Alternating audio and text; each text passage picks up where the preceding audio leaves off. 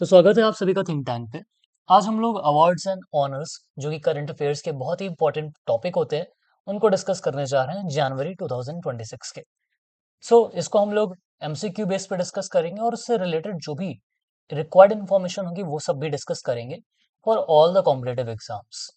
Now पहला question इसमें आता है, how many peoples were conferred with Padma awards in 2026, मतलब कि 2026 पद्म अवार्ड्स में कितने लोगों को कन्फर किया गया था पद्म अवार्ड। ठीक है, तो पहले हम लोग ये जान लेते हैं कि पद्म अवार्ड क्यों शुरू किया गया था, कहाँ से शुरू किया गया था और कब शुरू किया गया था। ये तीनों चीजें अगर आपको पता है तो आप पद्म अवार्ड आप समझ पाओगे। नाउ कब शुरू करने की अगर बात आती है तो 2 जनवरी 1954 में सबसे पहली बार पद्म अवार्ड्स को शुरू किया गया था। और जैसा मैंने बताया कब शुरू हुआ, 1954 में शुरू किया गया था। इसकी शुरुआत कहाँ से हुई थी, तो अगर कहाँ की बात करें तो प्रेसिडेंट ऑफ इंडिया ने इसका अप्रूवल दिया था। और इसका जो टोटली ऑपरेशन मतलब जी ये जो टोटली ऑपरेट होता है ऑफिशियली वो दिल्ली से ही ऑपरेट किया जाता है। नाउ क्यों शुरू किया गया था, तो जैसा कि हम जानते हैं कि इंडिया हमारा बहुत लंबे समय तक गुलामी में रहा। तो उसके बाद जब इंडिया आज़ाद हुआ तो आज़ादी के बाद कुछ नेशनल सिविलियन अवार्ड सिस्टम लाया गया जिसे हम पद्म अवार्ड के नाम से भी जानते हैं। मतलब अवार्ड देने की प्रथा शुरू की गई और ये ज़रूरी भी था उन लोगों के ऑनर के लिए जो देश में सोसाइटी के लिए कुछ ना कुछ काम कर रहे हैं, देश के लिए कुछ काम कर रहे हैं, कुछ एक्सेप्शनल काम कर रहे हैं, मतलब कि नॉर्मल काम करने से कुछ ज्यादा हट करके, मतलब अपनी कैसे भी करके, है ना, कुछ बहुत अच्छा किया सोसाइटी के लिए, बहुत सारे पेड़ लगा दिया, बहुत सारे, है ना, या बहुत लोगों को खाना खिलाया कोई कई दिन तक, ऐसे कुछ काम जिससे सोसाइटी में एक पॉजिटिव चेंज आता है, ऐसे लोगों को पद्म अवार्ड देना शुरू किया गया। रीजन आप भी जानते हैं कि अगर अवार्ड दिया जाएगा तो इससे लोग और थोड़ा सा मोटिवेट होंगे। अब बात आती है अवार्ड किन फील्ड्स में दिए जाते हैं, तो चाहे वो आर्ट हो, साइंस हो, एजुकेशन हो, मेडिसिन, स्पोर्ट्स, सोशल वर्क जैसी फील्ड में जब कोई एक्सेलेंस काम करता है तो फिर उसको ये अवार्ड दिए जाते हैं। पद्म अवार्ड जो है ये 3 कैटेगरीज में डिवाइड होते हैं। पहला होता है Padma Vibhushan award,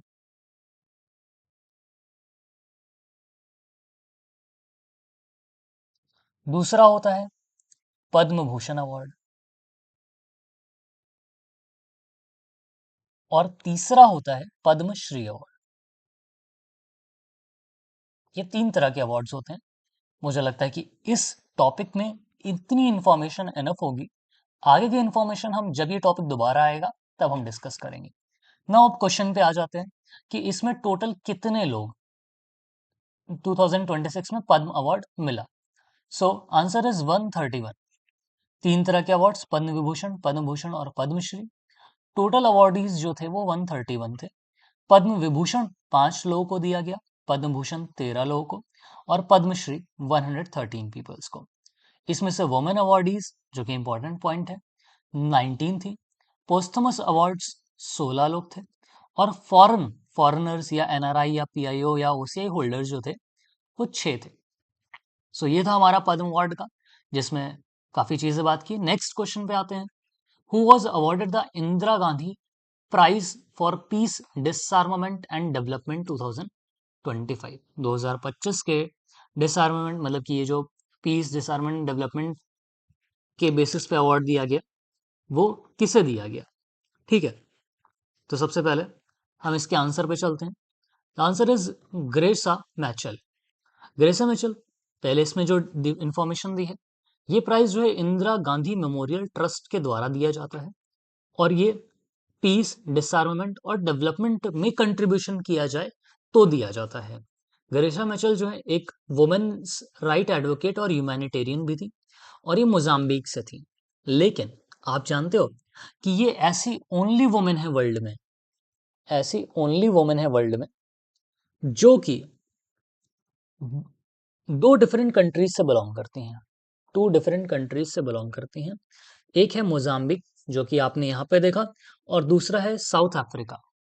south Africa, Mozambique में ये वाइफ ऑफ समोरा मैशल थी और साउथ अफ्रीका में ये वाइफ ऑफ नेल्सन मंडेला भी थी।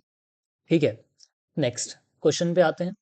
और अगर इनके बारे में थोड़ा और जानकारी अगर हम कहें तो फ्रीडम फाइटर भी ये रही हैं बैकग्राउंड में, मतलब कि इन्होंने मोजाम्बिक फ्रीडम स्ट्रगल में बहुत बड़ा रोल प्ले किया है, पोर्टुगीज से पोर्टुगीज कॉलोनी से अपने लोगों को आजाद करा करके। और ये पहली वुमेन एजुकेशन मिनिस्टर भी बनी है मोजाम्बिक की, पहली वुमेन एजुकेशन मिनिस्टर। चलो नेक्स्ट क्वेश्चन पे आते हैं। Which organisation won the Asia best employer brand award 2026? किसे एशिया का बेस्ट एम्प्लॉयर ब्रांड अवार्ड दिया गया है 2026 का? Options are National Stock Exchange, Reserve Bank of India, Bombay Stock Exchange और सेबी। तो हमारे पास चार ऑप्शंस हैं, आपने सोचा होगा। हम लोग आंसर पे चलते हैं, फिर मैं बताऊंगा आपको इसके बारे में। तो answer is Bombay Stock exchange. अब भाई बॉम्बे स्टॉक एक्सचेंज क्या है? ये सबसे ओल्डेस्ट एक्सचेंज है एशिया का। हम बताएंगे क्या है एक्सचेंज क्या नहीं है। 1875 में बना और ये सेंसेक्स बताता है। दूसरा आता है नेशनल स्टॉक एक्सचेंज, जो कि 1992 में फाउंड किया गया था। और ये निफ्टी 50 को डिसाइड करता है, जो कि लार्जेस्ट डेरिवेटिव है मार्केट का पूरे वर्ल्ड में। ठीक है, नेक्स्ट अगर हम ग्लोबल मार्केट्स की बात करें तो अभी मैं बताऊंगा मार्केट क्या होती है, एक्सचेंज क्या होता है। लेकिन अपने इंडिया में दो हैं, बीएसई और एनएसई। ग्लोबल लेवल पे बात करें तो एनवाईएसई है, नेस्डैक है, शंघाई, टोक्यो और एनएसई है। एनएसई इंडिया का पांचवा लार्जेस्ट मार्केट है। सबसे बड़ी मार्केट है यूएसए की, इसीलिए यूएसए की मार्केट में चेंज आता है तो पूरी मार्केट में थोड़ा बहुत चेंज दिखता है। now बात करते हैं बीएसई है क्या। तो बीएसई एक ऐसी जगह है, मतलब कि एक्सचेंज क्या होता है। तो एक्सचेंज एक ऐसी जगह होती है जहां पे कंपनीज आती हैं अपने शेयर्स को लिस्ट करने, या फिर कह सकते हैं अपनी कंपनीज को लिस्ट करने। ठीक है, ये कंपनीज आ गई यहाँ पे, लिस्ट कर दिया। अब जो छोटे छोटे बायर्स होते हैं वो यहाँ से उसके स्टॉक्स को परचेज करते हैं। अगर कंपनीज ने अच्छा परफॉर्म किया तो ज्यादा परचेजिंग होगी और एक कंपनी के शेयर्स के प्राइस बढ़ जाएंगे, और अगर बेकार किया तो प्राइस कम हो जाएंगे। ये पूरा इनका सिनेरियो होता है, चाहे वो कोई भी एक्सचेंज हो। ठीक है, इसमें से इंडिया की बात करें तो इंडिया का सबसे ओल्डेस्ट है बीएसई और लार्जेस्ट है एनएसई। दो ही एक्सचेंज होते हैं। ठीक है, चलो। और मतलब ये भी मेक श्योर करता है कि भाई लोगों के साथ कुछ गलत ना हो, कंपनी ने जो पैसे लिए हैं वो इन्वेस्टर्स को उनके अकॉर्डिंगली रेट के हिसाब से वापस मिल जाए। ये सारी चीजें हम लोग आगे बाद में पढ़ेंगे। नेक्स्ट क्वेश्चन है, which government initiative was named a Franz Edelman award finalist? मतलब कि कौन से गवर्नमेंट इनिशिएटिव को बोला गया फ्रांस एडलमैन अवार्ड फाइनलिस्ट? ठीक है, सो अब यहाँ पे चार ऑप्शन है। पोषण अभियान, अन्न चक्र इनिशिएटिव, जल जीवन मिशन, प्रधानमंत्री फसल बीमा योजना। तो जब हम बात करते हैं, मतलब कि इन चारों में आपने कुछ ना कुछ ऑप्शन सोचा होगा अभी तक। नाउ अब हम आते हैं इस पे, इसके आंसर पे पहले चलते हैं। द आंसर इज अन्न चक्र इनिशिएटिव। अन्न चक्र इनिशिएटिव क्या है भाई, बताएंगे अभी। पहले इसमें जो फैक्ट्स हैं उनको जान लेते हैं। ये department of food and public distribution के अंडर में स्टार्ट किया गया था, जो कि गवर्नमेंट ऑफ इंडिया का एक पार्ट है। फूड एंड पब्लिक डिस्ट्रीब्यूशन का मतलब क्या होता है कि जो फूड्स डिस्ट्रीब्यूट किए जाते हैं लोगों को, गरीब लोगों को, अनाज वगैरह, उन सब की बात की जा रही है।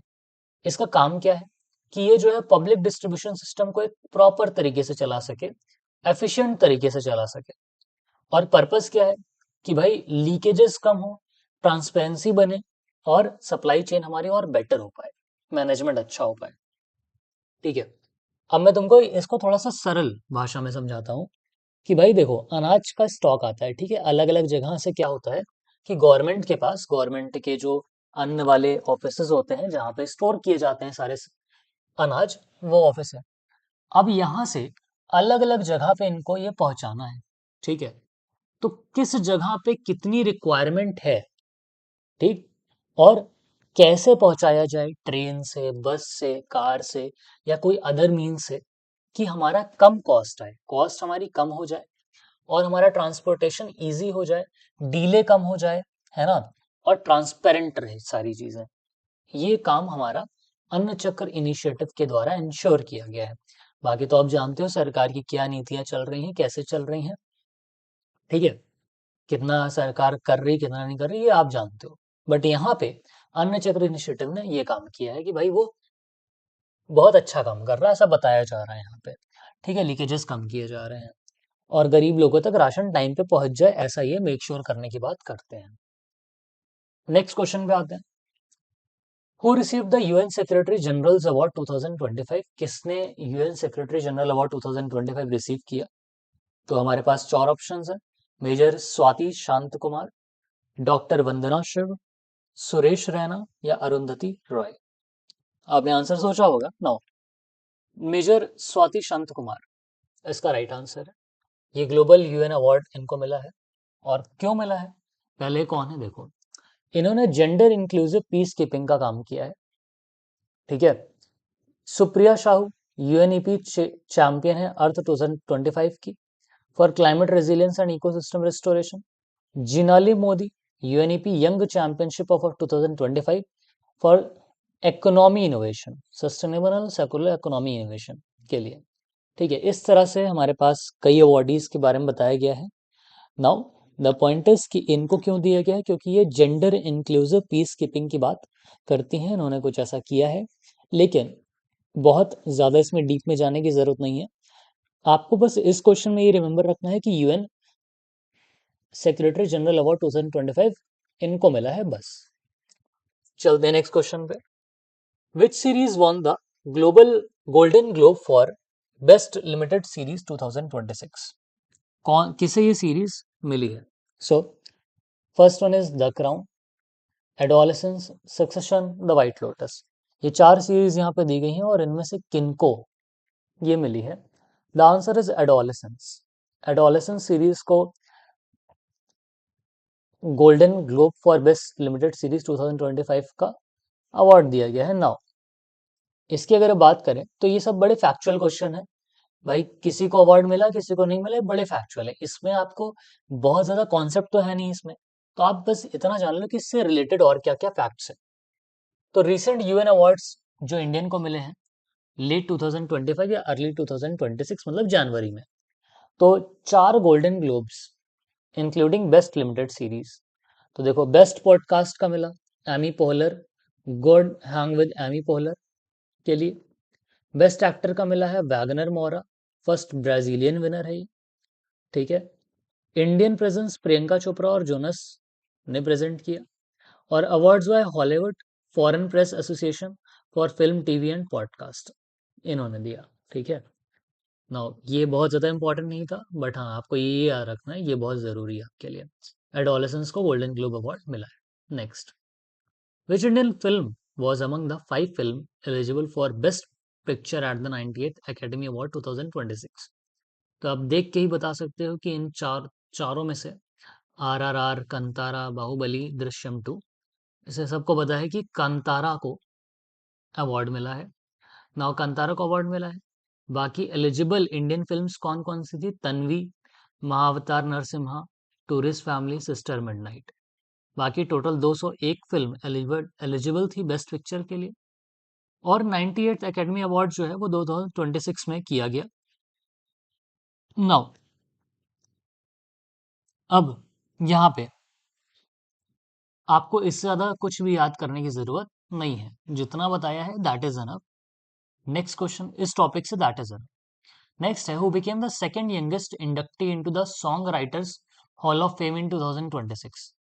कौन बना है सेकंड यंगेस्ट इंडक्टी? एक होता है यंगेस्ट, सबसे छोटा, एक होता है सेकंड यंगेस्ट, उससे थोड़ा सा बड़ा। ठीक है।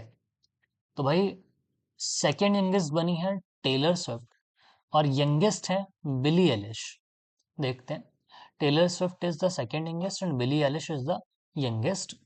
टेलर एज 36 पे इनको अवार्ड मिला और ये 14th टाइम ग्रामी विनर्स में आई हैं।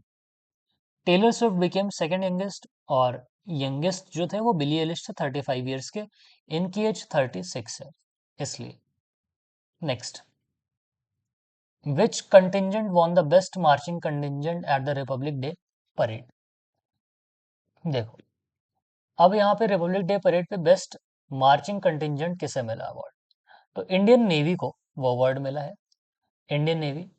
बेस्ट स्टेट टैब्ल्यू 2026, महाराष्ट्र में थीम गणेशोत्सव पे इन्होंने अपना पूरा कंटिजेंट निकाला, मार्च किया। इसी पे इनको ये अवार्ड मिला है। Next, what milestone did the Indian Railway achieve in 2026 as part of 100 years of rail electrification? मतलब कि 2026 के इंडियन रेलवे ने क्या अचीव किया है 100 ईयर का रेल इलेक्ट्रिफिकेशन प्रोग्राम के तहत? तो इसने जो है, अब आप देख लो, चार ऑप्शन है। इलेक्ट्रिफाइड 50,000 किलोमीटर ऑफ रूट्स है, electrified 68,700 plus kilometre of routes with 72% work completed, launched only high speed trains, completed 100% diesel to electric conversion. अब 100% वाला तो एकदम गलत लगता है आपको, है ना? ओके, और ये नंबर देख रहे हो कितना ज्यादा सही दिख रहा है, क्या इतना एग्जैक्ट हो सकता है? ये भी मुझे गलत लग रहा है। ओके, क्या सिर्फ हाई स्पीड ट्रेन लॉन्च हुई है? ये भी गलत लग रहा है। तो इसके ऑप्शन ज्यादा चांसेस हैं, और यही हमारा राइट आंसर भी है कि रेलवे ने अभी तक 68,700 से ज्यादा किलोमीटर रूट को इलेक्ट्रीफाई कर दिया है, जो कि 72% ही है टोटल वर्क का। ठीक है, ओके। अभी अब देखो, 70th अति विशिष्ट रेल सेवा पुरस्कार दिया गया है इसको, जो कि 26 जून के 100 रेलवे ऑफिसर्स को अवार्ड किया गया। और ये रेलवे का हाईएस्ट रेलवे ऑनर होता है, अति विशिष्ट रेल सेवा पुरस्कार, जो कि यूनियन मिनिस्टर अश्विनी वैष्णव के द्वारा दिया गया है। मेन फोकस होता है Indian railway 52 weeks 52 reforms road map 2026 पे, मेजर मॉडर्नाइजेशन, ये ठीक है, बस इतना जान लो। Next, which team won their maiden Vijay Hazare Trophy in 2025? किस टीम को, मतलब किस टीम ने मेडन विजय हजारे ट्रॉफी जीती 2025 में? तो ऑप्शंस आर सौराष्ट्र, विदर्भ, कर्नाटका और तमिलनाडु। तो answer is Vidarbha. Vidarbha defeated Saurashtra by 38 runs in final at BCCI centre of Bengaluru. Atharva Taide ने 128 रन बनाए थे। वैसे आप ये कम याद करो तो चलेगा, बट ये वाला थोड़ा इंपॉर्टेंट है। और सबसे जरूरी है कि विजय हजारे ट्रॉफी जो है किसको मिली है? विदर्भ को मिली है। विदर्भ ने किसको हराया है? सौराष्ट्र को हराया है। हराया है कहाँ पे? बेंगलुरु में। ठीक है, ओके। नाउ, विजय हजारे ट्रॉफी क्यों शुरू की गई, ये आपको जानना जरूरी है। देखो, इंडिया में डोमेस्टिक वनडे मतलब 50 ओवर्स का जो मैच होता है, 50 ओवर्स का जो मैच होता है, उसको प्रमोट करने के लिए, ठीक है, और साथ ही साथ प्लेयर को इंटरनेशनल ओडीआई क्रिकेट के लिए प्रिपेयर करने के लिए, जो इंटरनेशनल ओडीआई होता है उसके लिए प्रिपेयर करने के लिए उन्होंने किया। फिर यंग टैलेंट को नेशनल लेवल पर चांस देने के लिए, जो यंग टैलेंट है हमारा, उसको नेशनल लेवल पर लाने के लिए विजय हजारे ट्रॉफी को ऑर्गेनाइज किया गया। किसकी तरफ से किया गया? बीसीसीआई की तरफ से किया गया। ओके, ठीक है। सो यहाँ तक था हमारा ये लेक्चर, और आई होप कि आपने इसको बहुत अच्छे से पढ़ा होगा, और जो भी चीज़ आपको समझ में नहीं आई हो उसे एक बार रिवाइज कीजिएगा, क्योंकि एक बार देखने से नहीं होता, आपको कई बार इसको रिवाइज करना पड़ेगा। So thank you very much. Think tank में मिलते हैं दोबारा से आपसे।